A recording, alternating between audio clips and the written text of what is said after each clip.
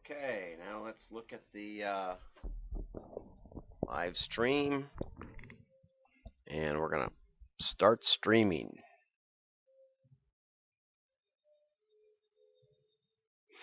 Creator Studio. With 10 minutes to go, we're going to turn on the live streaming. And I'm going to take a break, and I'm going to get some energy drink, and we're going to scorch this up.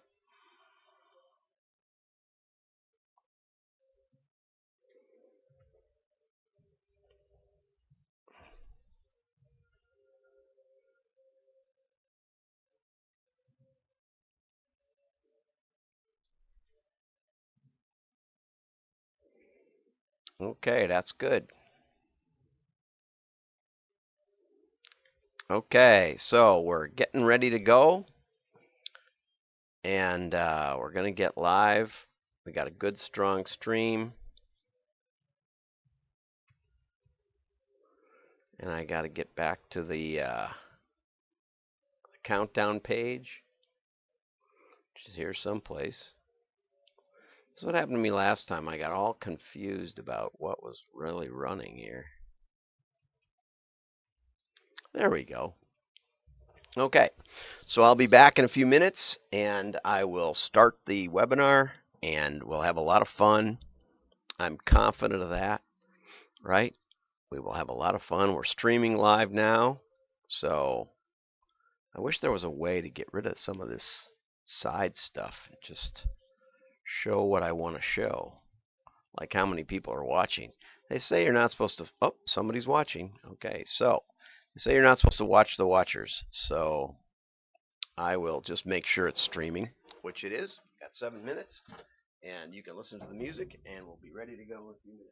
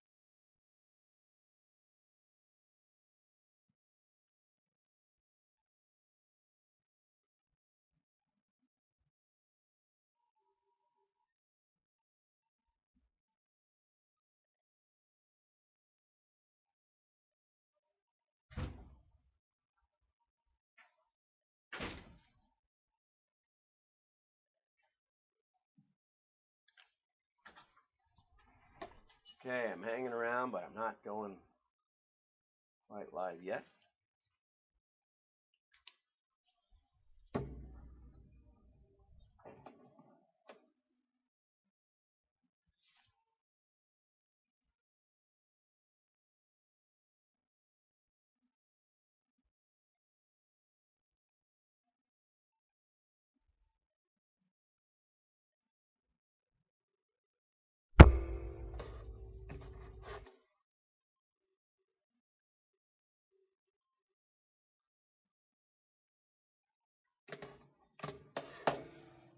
Okay, you can probably hear me.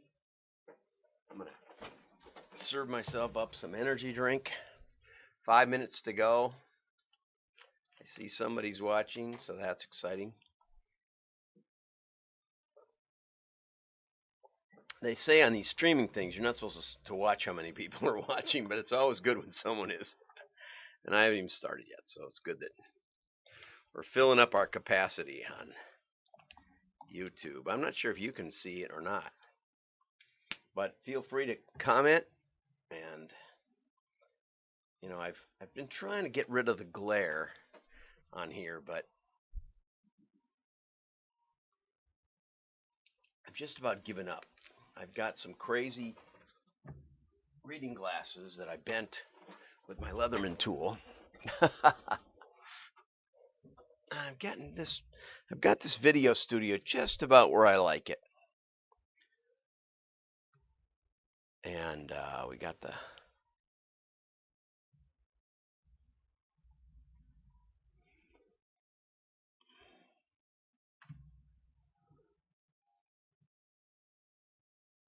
switcher stuck. That's what happened.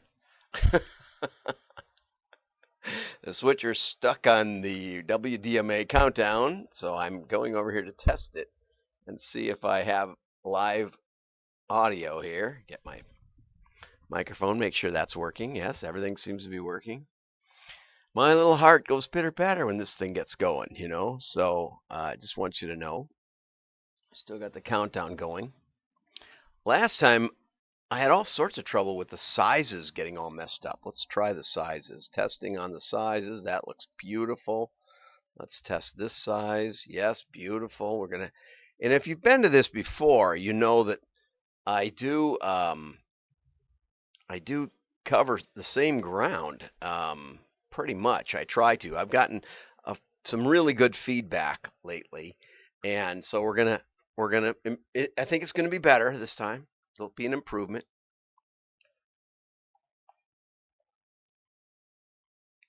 But who knows how much better? It's live. I should have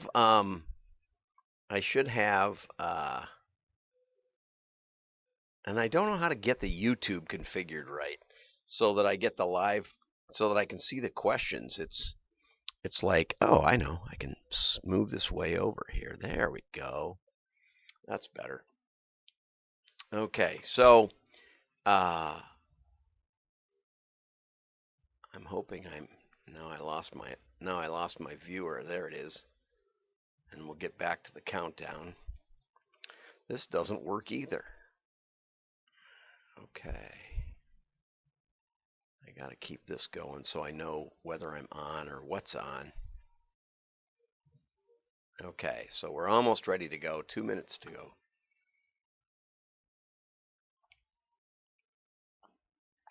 I've got several windows configured, and I got to switch them back and forth, and that's the way it works.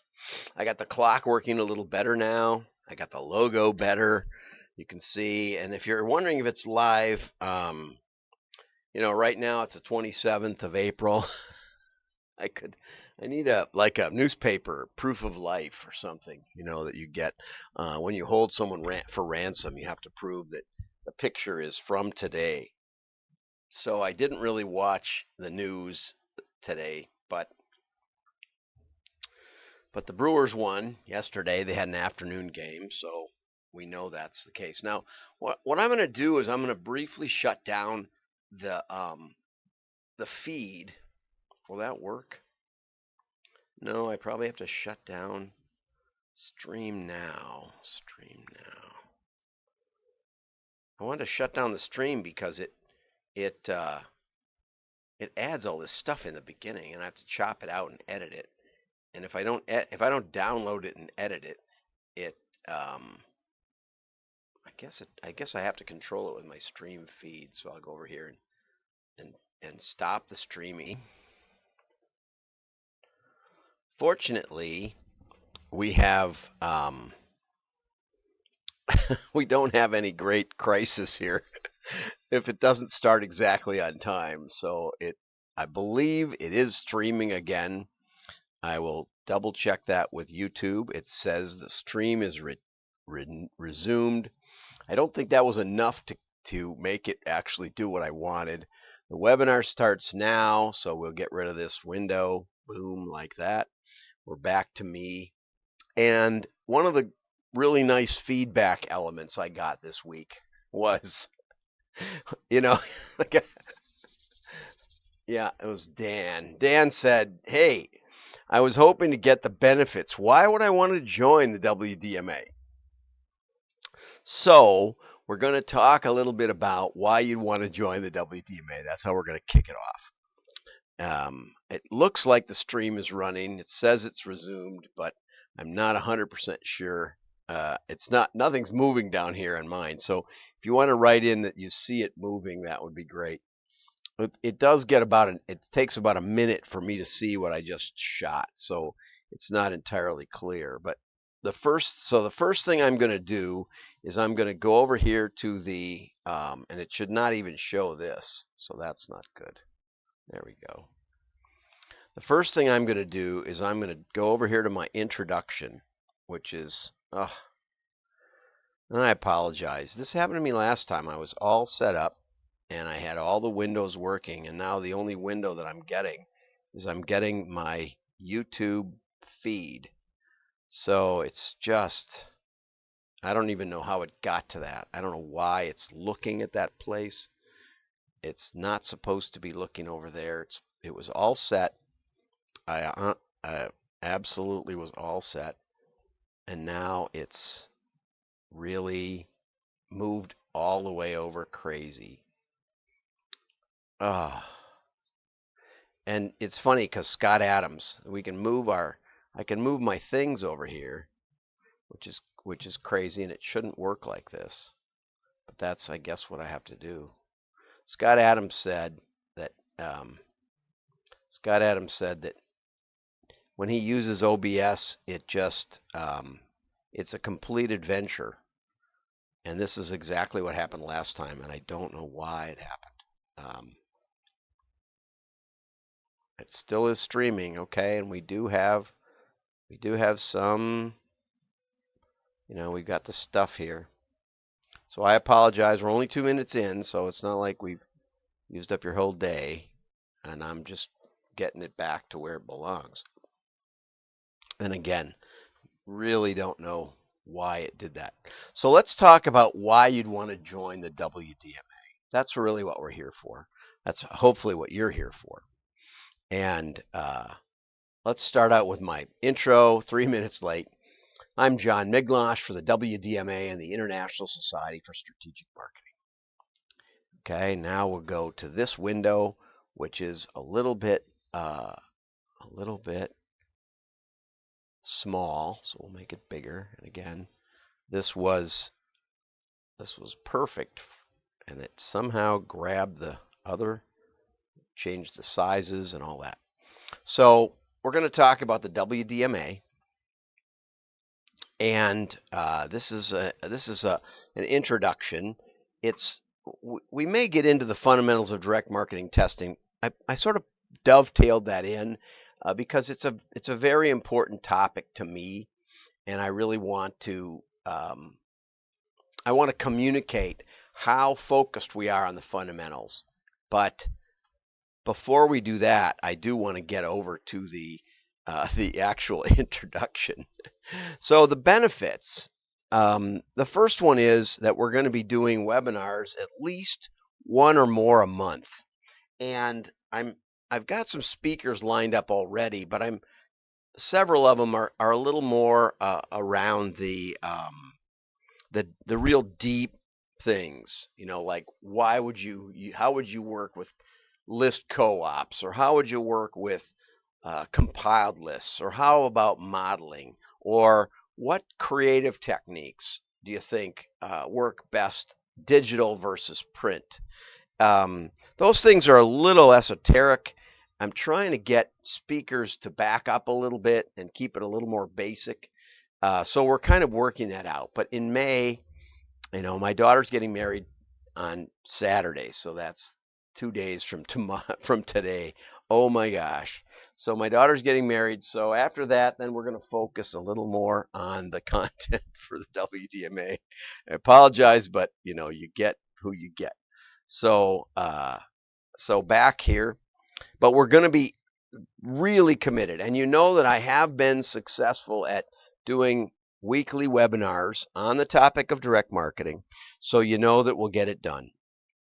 And they're designed to accelerate your learning in an ever-changing world of direct marketing. and I just spoke with a company yesterday about bringing Facebook advertising and social media and how direct marketing principles apply to that world. So it's going to be very cutting edge in spite of the fact that we're going to stick with the fundamentals of testing. So we're going to talk about how you get in the game. For many of you, you're not doing that much print.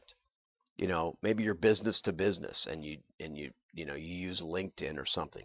But how do you use that? How do you do the testing of that? So we're going to and I welcome input on what topics you'd like covered first. So someone asked yesterday or the day before if there was a board. I said yes, there is, and it's past presidents.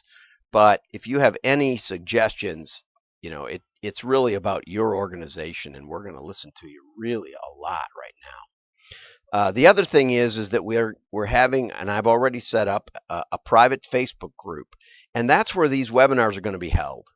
Okay, so this is great. You can come online here. You can see me talking. You can ask your questions. It is interactive. Feel free to ask questions. We had a few people do that in this series, but for the most part, it's open to the public. Anybody could show up. I don't know who's viewing and who isn't. The monthly webinars are going to be much tighter than that. They're only going to be shown inside the private Facebook group. So if you want to get in on that, then you have to join. Okay? And if you're out of state, if you're out of Wisconsin, then write me.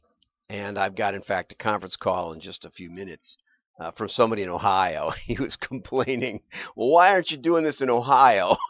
Well, there's only so much driving I'm really interested in doing. We're going to do meetups. I was talking to somebody about setting one up in the northwest side of Chicago. Land's End has expressed some interest in doing a meetup. We've got some people in Minneapolis who are interested, and so we're going to have some meetups around the general Midwest. But I'm not sure we'll get to Ohio. I just don't know. So if you're in Ohio and you really want to get involved with the WDMA, it's fine. Just write me and say, here, this is why I want to be involved. This is what I can contribute, and we'll work something out. It's really very, very conducive to that because I set it up in a virtual way, and it's all, as much as I like mail, it's not. And gets-togethers, it's not only that. The other thing is, here's other meetups. I covered that point already. And we're going to get together. It's not just online. Everybody knows it's better to meet over a beer because things happen. It's more interactive. And we're also going to offer online courses. And so I've actually resurrected, to some extent, the catalog modeling simulation. And this is something that I built with Tracy Emmerich and Catalog Age, and Land's End actually was a major contributor to the way the analytics interact. It's actually very, very complex, very realistic. At Land's End, the team that came from behind to win was their circulation directors team, and they really figured it out. And they figured it out not by saying we can figure out this game, but rather by saying, what would we do in the real world if we faced this situation? And that's how they did it. And a great simulation. I was when the PC games first came out, there was a simulation where you had to land on a carrier, and I just kept crashing into the carrier. And I was terrible at it. And I finally got good at it. And I actually got really good at it because I said, okay, if I hit the carrier and I explode, I'm quitting the game for today. I'm going to pretend I died, and I'm going to stop. And I'm going to get the mindset that you just can't die or you're going to die. And a good simulation takes you into the game. What was great at Land's End, and we did it at Illinois State, we did it in London, we did it in New Orleans for the DMA. We did it at Deluxe Check. We did it a bunch of places. Tall Wool Systems, I think. Um, anyway, but what they said at Land's End was, we run a catalog business, but there were people in there that ran the warehouse. There were people in there in the finance department. There's a lot of people at your company that have no idea what it's like to select merchandise out of a field of 100 or 200 choices, make those choices, allocate that say which one you think are going to be winners and losers, and then run the promotion and see how it happened, how things worked out, and do that year after year after year, or time after time after time. And so we're pretty excited. We've got it to recompile. We've got it running again, and it was built in DOS. But the people who went through it said this really helped us understand the interaction between merchandise selection and promotional effort. And that is something that is still good today. If you don't have a catalog, it would be great to learn. If you do have a catalog, not everybody in your company knows it. So we're going to be doing more of those. I have an operations game that I also can dust off. We're also going to be doing the basics class, and we're probably going to be doing that as an archive of the webinars. That's my goal, at least. So there's a lot of things going on. It's stuff happening, and we're going to stick with the fundamentals, and we're going to work on what is working, what marketing ideas are working. And I have a case study which we're going to cover, but and there is also, you can go to WDMA.org down here at the bottom, WDMA.org, and there's a join button, and you go in there and you can put in your credit card, and there's payment options, and there's corporate options, and there's all sorts of stuff. So you can just go there now if you want. But if you want to hang around, I believe that you'll make more money when you can find out what marketing ideas are working. And there's a peculiar situation right now, which is that people are convinced that the way to figure out what they should do, the way to analyze strategy, is to work with pixels and tracking, endless tracking, right? And when you have all this tracking, the theory is that you can know what marketing is working and which isn't. But the truth is that no matter how much tracking you can manage, you can track me to my cell phone, you can track me to my desk, my office desk, you can track me all over the place, but you don't know which events are really connecting with my brain. Unless you can track inside my head, you're not making that much progress. And I liken it to back in the 80s when we were developing integrated marketing, and we had let's say a field sales force, and they couldn't get to all the accounts, but they would sort of randomly, we tested this over and over, and we found out that they would randomly go around. I used to call on the accounts that were closest to my grandmother's house, where I could go for pie for lunch. And that was the case. I mean, the closer they were to straight commission, the more they would wander at will.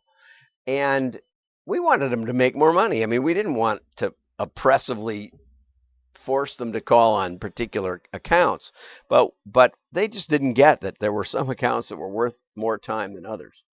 And so we introduced direct mail, a catalog, and other things, and we introduced lead generation and telemarketing and regular telemarketing calls. And so, for any given company that was in a territory, we might send them, depending on how many contacts we had. Let's say we had 10 contacts inside that company. So we might send them 120 catalogs easily, mail them once a month. We might call them quarterly. we might call everybody. So that would be 40 phone calls. It would be probably we would call on them if they weren't that big. Maybe we'd call them twice a year. Okay, so that still is times 10. If you called on everybody, all your contacts, it would still be 20 phone call or 20 field sales calls. So let's say they were a prospect and we put them into the high contact category, and that's what they got, and we'd get an order. Okay, and everybody would say, well, what's the key code? And you say, well, maybe that's not the right approach. And so in the case study that I'm going to open up now, the idea is that it wasn't only direct marketing that got done, but direct marketing principles were used to direct the other forces. It's sort of like having a guy on the ground with the walkie-talkie saying, "No, you should shoot over here instead of over there." And you can do some with air support, and you can do some with with guys with long-range binoculars or something, or satellites. But what you really want is you want to see where everybody's running. And you want to either shoot that way or shoot the opposite way, depending on who's running where. You want to get down in there and see what's going on. And so direct marketing is that kind of tool. It's a kind of tool that helps you allocate your resources.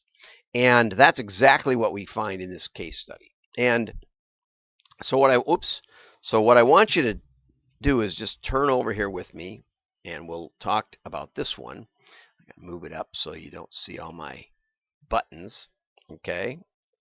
And again, we're going to have to practice more. This worked flawlessly about 4 times, four webinars, and then for some reason, it jumps all over my screen. But no matter who you voted for, no matter who you wish was in office or glad that they're in office, the situation a year ago was, because we had a political commentator come to Namoa, and he said the situation is that basically the Clinton campaign has it wrapped up. If they capture one state, if they capture Ohio or Pennsylvania or Florida, it's basically over. And we got them capturing all of those states. So, and not only that, but they're very, very good at big data. Barack Obama made social media work, and it was famous for making predictive analytics work and big data work. Okay, so it was all set.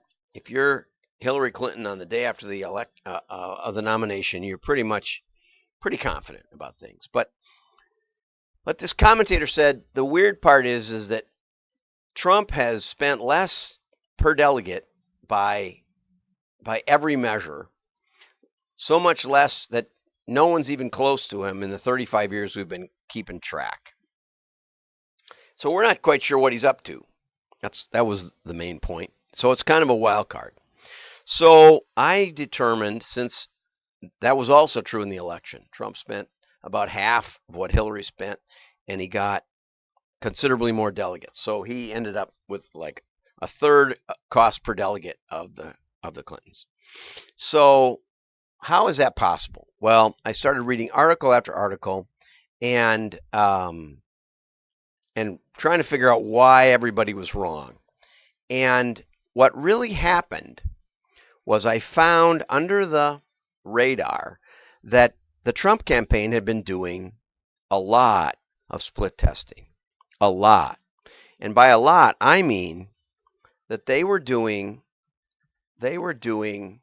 15, they did by the time of the election 100,000 Facebook ads. So how could you do 100,000 Facebook ads? 100,000 variations. That's pretty simple. If you're a direct marketer, if you think that way, you're thinking, well, which is better to talk about building the wall or cutting taxes in this geodemographic? Or with this kind of people. And Facebook does a lot of the work for you. I'm doing some Facebook ads now for the WDMA. And they give you nice geography selects. They give you some interest selects. They don't tell you everything about everybody, and you don't care really. But they do give you some ability to select. And then Brad Parscale was working on, figuring this thing out. And then, unlike a lot of the uh, social media and a lot of the .comers, he was really getting a decision made. He was getting a response. And the response was he was selling hats. And as silly as that sounds, if you're selling a limited range of products across a wide geography, you can start to see patterns really easily. And you can start to see that, gee, they're buying more hats in Wisconsin than we would have expected. In fact, when Trump came on the rally, and I think you can still see this on YouTube, but when he came to Wisconsin, he said something like, we're selling more hats and yard signs than we expected. So, I believe Tommy Thompson was there, and Tommy said, don't come, we have no chance. And then a couple of months later, he came, and he said, well, we're selling more hats. Now, you say, that's crazy. You can't do $600 million worth of advertising on Facebook. No, that's probably true. That's not what he did. But what he did was he used that capability. There's only so much you can test. There's only so many ways you can test. But wherever you can test, you can use that to gain understanding in terms of the impact of, we would say, the offer or the list. And you can start to see where you're having success. And then you can take your other resources. Then you can aim your artillery and say, let's go that way, right? Let's go that way because that's where we're being most effective. Marketing warfare, Trout and Reese. Okay.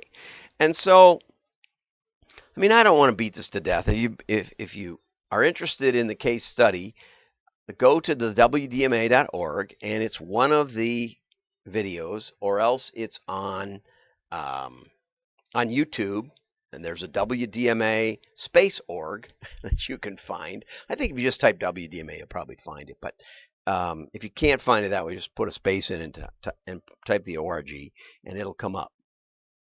But the important point is, in the WDMA, is that we're going to keep up with the fundamentals. We're going to keep track of how to make more money, how to allocate your resources, how to get credit for your contribution. That's really important to me as a marketer.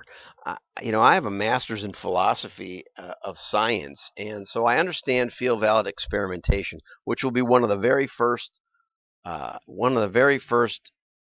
private webinars that we'll do, because we want to communicate that concept. We want to communicate that is the central idea of direct marketing. But I got in this. I didn't have a lot of marketing background, but direct marketing gave me a way to win head to head, to let my ideas compete with the ideas of other agencies and other marketing people, and I won consistently. And that's probably why I'm such a big proponent of it, because there aren't very many places where the right idea wins out, and we can prove it. It just doesn't happen that much. Or I've been wrong. I've been spectacularly wrong. Maybe we'll skip to where I was wrong a couple of times. But I learned a lot. That's probably why I'm right a lot more now, because I made mistakes and could see the mistakes. One of the great mistakes wasn't really a mistake. It was just didn't come out as I expected. But we did a split test of 600,000 piece mailing, and we thought, well, what happens if we put a lower grade paper? We don't care. It was a business to business catalog. We didn't care how it looked. Not really. We wanted it to look nice, but we didn't need to look super nice.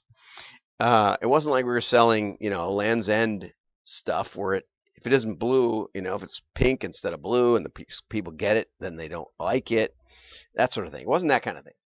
So I thought, let's try lower grade paper, even if all it does is perform the same. will have saved some money because it's less expensive to mail that kind of paper. Well, it turned out it did better. And I've run that test a couple of times now, maybe 5, 6 times, and every time it seems to do better. There's something about being down to earth. People think you're a better value sometimes when you print, you know, more like newspaper. I guess it feels more like newspaper. More credibility. I don't really know the answer. I just know that when I've shared it, people have come to me and said, "We had the same thing happen to us. We put it on a lower grade paper, and we did better." You know. Okay, so that's the kind of thing you learn. You learn that. That's why you get an old guy with a white beard, and you hire him, and he'll shortcut your path to success. Okay, so anyway, back to this. So I like getting credit, and we'll skip this slide. We'll have to click it many times because it's going to flash up here. Long time, billions of pieces of mail. Okay, and we're gonna, I got this in the mail this past week. It's ad marks from CADM, and I did a YouTube video, so you can go see that on WDMA space.org on YouTube. And I always admired the CDMA because CADM. I'm sorry, because they stayed the course, and they were the direct marketing agency that was working, or association that was working, and so I really liked that. But I got this thing, and it's on really high gloss paper. Make a note of that. And I read the mission statement to Chicago's collaborative community for multi-channel response marketers. And I kind of scratched my head a little bit. And then there's an article from Josh Blacksmith, and he talks about how we have to keep innovating, or we'll end up like another relic of the direct marketing industry. So I said, he's at FCB, and I'm just not sure he understands the power of direct marketing. So I urge you to connect with that. It's not just about a measurable response. It's not just about measurement. It's not just about response. You need those two things. These things are necessary, but not sufficient. Nor is the location that important. Okay? What's important is that you use these things to isolate causal variables, to figure out what's working. And I used to go to Bob Stone's house for coffee on the way back from Chicago, and we used to have these conversations, and absolutely he agreed with me. He said, this definition was done by committee. we didn't put everything in it, but the irony of it is that everybody in the room took testing for granted.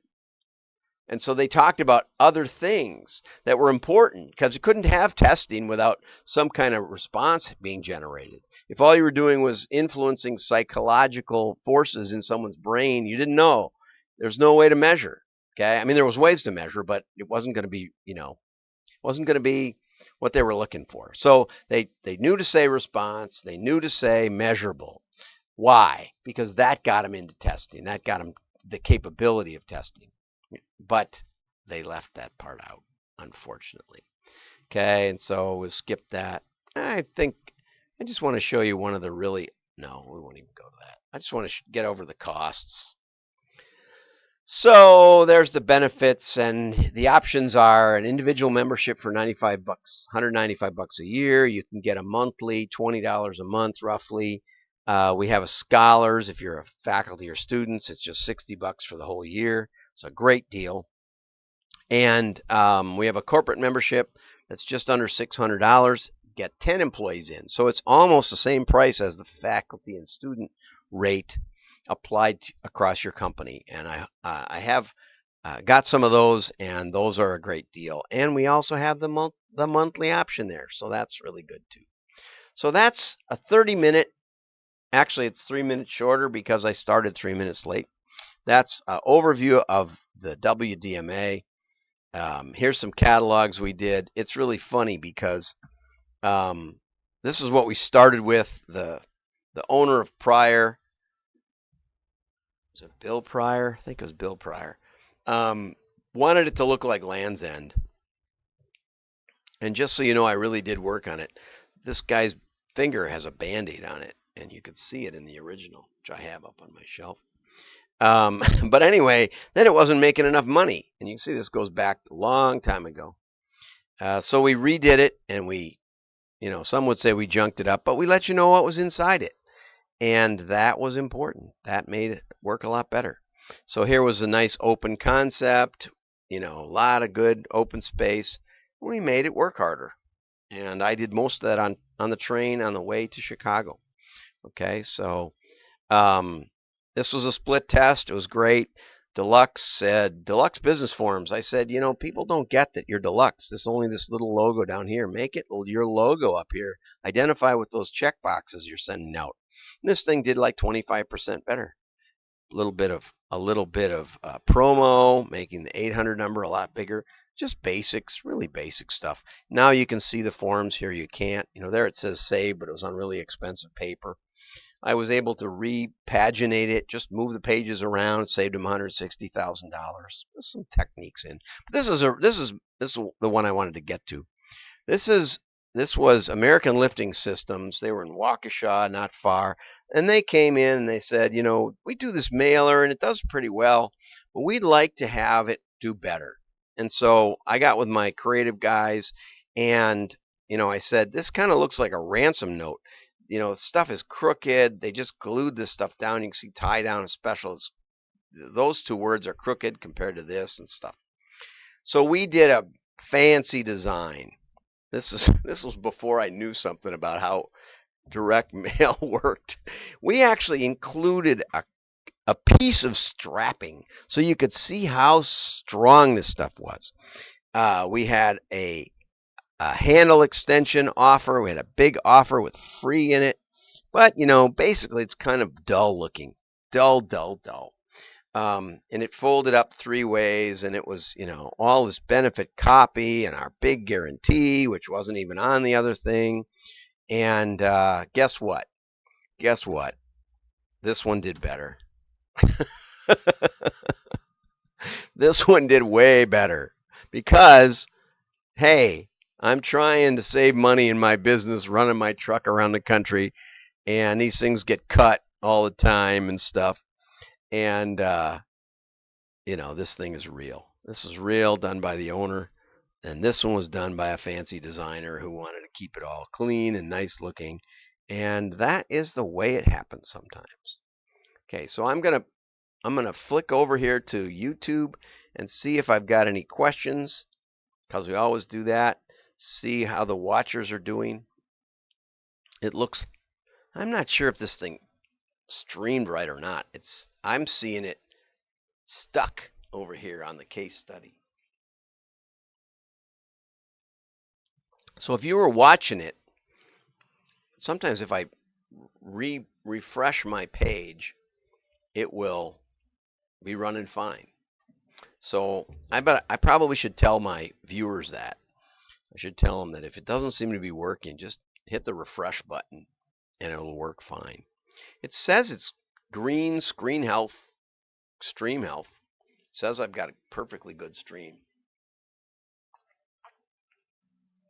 I'm taking a drink because I want to see if that turns up on the screen. It's hard to tell where I am because I don't have the sound on the YouTube video. So it's hard to tell if I've moved ahead or not. And it looks like we have some technical difficulties today, which we're going to have to fix on the Facebook thing. And I'll hit refresh again.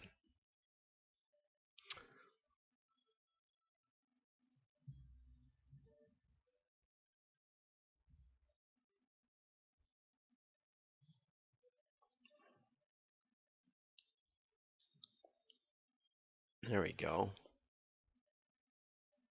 Oh, okay. Seems like it's here.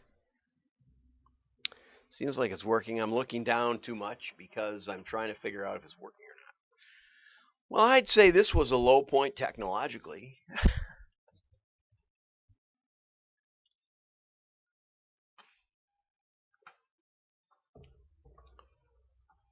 So it looks like I'm leaning back in my chair, taking a drink. So I am live. Welcome back to the YouTube video. I think we're going to end it now. We had a nice chat with people, but I've got a conference call in a few minutes. We're going to have to get a faster router or something. Okay, I'm John Miglosh for the WDMA and the International Society for Strategic Marketing.